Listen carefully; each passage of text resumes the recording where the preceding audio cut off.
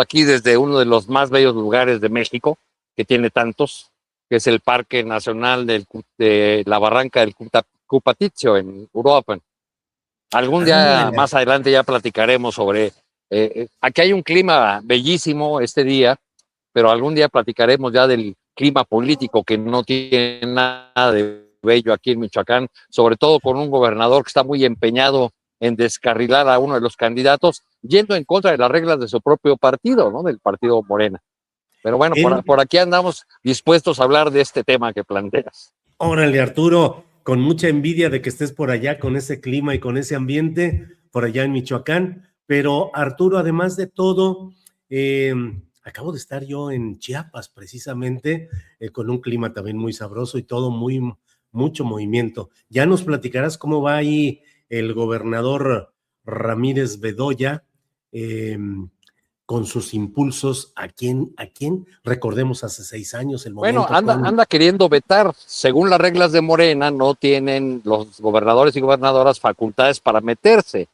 Y ya el gobernador en un evento muy reciente dijo que en Michoacán debe ser una mujer, lo cual descarta al aspirante fuerte, que es el senador Morón, que ya no llegó en la ocasión anterior.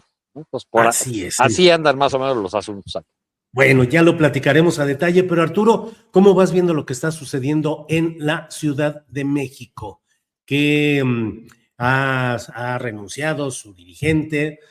¿Quién llegará? ¿Cómo anda la pelea por las alcaldías que está movido, no solo en la Cuauhtémoc, sino en muchas más? ¿Qué nos vas diciendo, Arturo, sobre este tema? Sí, bueno, se va Héctor Díaz Polanco, uno de los intelectuales de Morena, una figura del pensamiento de ese partido, que creo que hubiese hecho bien en seguir en esa condición y no meterse a los terrenos de la operación política, porque creo que su aporte hubiese sido mucho mayor. Pero bueno, se acerca ya la elección del 27 y entonces en las filas de Morena empieza la preocupación por cosas, digo, menos, que dan menos brillo que los discursos o las ideas sobre el cambio, la igualdad, la, la revolución latinoamericana, y entonces en esta circunstancia es que sale Díaz Polanco. Hay una disputa, me cuentan personas de Morena, por la conducción, con dos aspirantes principales, uno de ellos el diputado Pablo García, que es cercano a Sebastián Ramírez, actual Que fue director de anterior dirigente. Fonatur. Uh-huh. Sí, y a su vez que ya fue dirigente de Morena. Uh-huh. Y por otro lado, Marta Ávila, diputada también, que ha sido presidenta del Congreso, y quien sería apoyada por la jefa de gobierno, Clara Burgada, a cuyo equipo ha pertenecido desde hace mucho tiempo. Me cuentan que ahí hay una disputa real que está atravesada pues por el empeño de algunas personas en el entorno de la presidenta Sheinbaum de tratar de que la jefa de gobierno Clara Brugada no avance en sus aspiraciones hacia el 2030. Es un dilema, una suerte de catch 22 dirían, o de callejón sin salida el que tiene Morena en la Ciudad de México, porque hay un sector que quiere pues bajarle los bríos a Clara Brugada en una carrera hacia el 30, y eso pasaría por una derrota en la Ciudad de México. El problema es que una derrota en la Ciudad de México no solo afectaría a Clara Brugada, sino al proyecto nacional, a la presidenta de la República. Entonces, pues es un dilema muy complicado que pasa además por la disputa del territorio, de las alcaldías. Si quieres, le vamos organizando eh, digamos, por el tamaño o el peso electoral que tienen las alcaldías. Nos arrancamos por ahí. Las tres más importantes, si hablamos del número de votantes, pues son Iztapalapa, Gustavo Amadero y Álvaro Obregón. En Por Iztapalapa hay su una peso electoral. fuerte disputa desde hace tiempo tengo problemas para escucharte, Sí, entonces si no te respondo de pronto la pregunta es porque te oigo bajito, Julio. adelante, adelante, Sí, bueno, adelante. en el caso de Iztapalapa, pues la jefa de gobierno pues procede de ahí construyó su fuerza política y pues nunca ha estado contenta con la alcaldesa Aleida Alavés, que procede de otro grupo político cercana a René Bejarano, en fin. El caso es que según las reglas de Morena y según me cuentan quienes están metidos en este asunto, va a ser muy importante para si buscan, si se les permite buscar o no la reelección a los alcaldes y alcaldesas, pues la calificación ciudadana. Y me cuentan que Aleida a la vez pinta bien, que no es el caso de el señor López Casarín en la Álvaro Obregón, que tiene una mala evaluación ciudadana y además pues ha propiciado la división de los grupos de Morena en esa alcaldía de Álvaro Obregón. En el caso de la GAM está el Giancarlo, que es una carta que llegó ahí con el apoyo de Carlos Augusto Morales, quien es el secretario particular de la presidenta y al parecer tiene buena calificación ciudadana. Entonces, pues parece ser que van a definir las candidaturas y la posibilidad de la reelección en función de cuál sea la evaluación ciudadana, les permitirán o no la reelección. En el caso de las alcaldías en disputa con la oposición, pues están Miguel Hidalgo, donde ya perdió Torruco, pero quiere seguir intentando, donde también quiere Gabriela Cuevas, que ha sido encargada o fue encargada de asuntos del Mundial de Fútbol.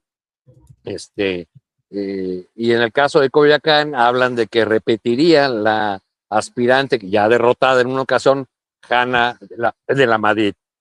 Pero sin duda, la más ruidosa es la alcaldía Cuauhtémoc, donde gobierna Alejandra Rojo de la Vega, que ha entrado en una confrontación permanente con Morena y sus voceros y con la jefa de gobierno. En el caso de la Cuauhtémoc, que tiene un valor estratégico, un valor simbólico, porque es el asiento de los poderes federales, pues hay muchísimos aspirantes. El otro día vi ahí en el diario Milenio una foto de los aspirantes que se reunieron para hablar de esa contienda, de los aspirantes en Cuauhtémoc, y pues casi no cabían en la foto, a pesar de que algunos faltaron. Evidentemente, esa alcaldía tiene importancia, una gran importancia simbólica, pues porque ahí está el Palacio Nacional y la jefatura de gobierno, y también porque ha significado para Morena unas derrotas cruciales. En 2021, si tú recuerdas, Julio, pues ganó Sandra Cuevas por una traición interna de Morena, del movimiento 4T, puesto que Sandra Cuevas, como hemos sabido con detalle después, fue apoyada por el diputado Ricardo Monreal. Bien, Arturo. Según lo que se va viendo y lo que mencionas, Arturo, pues pareciera que las próximas candidaturas van a provenir de los grupos tradicionales, con las prácticas tradicionales. No se ve la apertura a nuevas figuras, a nuevas corrientes o a figuras no independientes de Morena, pero distintas de estos grupos. Pues yo no las veo hasta donde se van perfilando los candidatos. Por ejemplo, en el caso de Cuauhtémoc, podríamos decir que sí hay una novedad porque hay un joven diputado que me cuentan que ha recibido el apoyo de Clara Brugada, Ángel me parece que se llama, es no es diputado, es concejal de la alcaldía Cuauhtémoc, pero tiene en contra que pues, es un personaje escasamente conocido, que es lo mismo que ocurre con quien están promoviendo Paulo García para la presidencia de Morena en la Ciudad de México. Y no solamente se trata, Julio, de que los personajes sean escasamente conocidos por la ciudadanía, sino que se trata de personajes que no han hecho política en la Ciudad de México o que por sus pocos años en la política conocen escasamente el territorio y no conocen a los actores de la Ciudad de México. Ahora, no estamos viendo, al menos en los nombres que se perfilan ahora en muchas de las alcaldías, que Morena está apostando por una apertura a la ciudadanía, ¿no? Ya eso quedará en manos de otras fuerzas políticas, quizá. Bien, Arturo, por otra parte, me da la impresión de que la dirigencia de Morena en la Ciudad de México no está siendo entregada durante la etapa reciente a personajes de primer nivel como correspondería a un proceso tan difícil y complicado por diversos factores como en la Ciudad de México. Pareciera que a fin de cuentas las decisiones se toman en la mera cúpula política y los dirigentes son meramente operadores, Arturo. Pues sí, se trata de una gran paradoja, Julio, porque la Ciudad de México ha sido el símbolo, la vanguardia, pues el lugar donde nació el movimiento que ahora gobierna la República. Y en muchos sentidos, la Ciudad de México marcó el paso al movimiento 4T en el resto del país, en la manera de hacer política, en las políticas y programas que se iniciaron en la Ciudad de México y después se extendieron a todo el país. Y ahora parece que se está invirtiendo la ecuación y que lo que sucede en la Ciudad de México depende más o dependería más de factores nacionales y decisiones nacionales, como tú mencionas, que de las fuerzas políticas y de los personajes que han hecho carrera en la Ciudad de México. Eh, se les mira por la estatura que han tenido los dirigentes de Morena en la Ciudad de México. Efectivamente, parece que no se le concede suficiente importancia.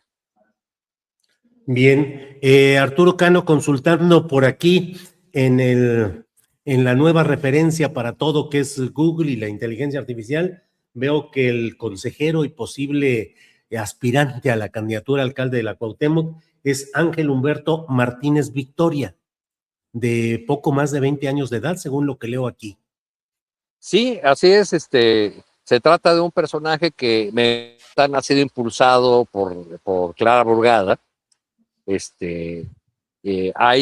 Como tú sabes, hay muchos aspirantes, ¿no? Hay un subsecretario de Seguridad Ciudadana, otra vez quiere Catalina Monreal, está Arturo Núñez, que ya fue alcalde, la corriente de Dolores Padierna, que fue delegada ahí, lanzará también a alguien, quizá a la diputada Liliana Sánchez, también la busca Arturo Ávila, que ha sido vocero de Morena y que pues primero quería Aguascalientes y ahora resulta que quiere la Cuauhtémoc.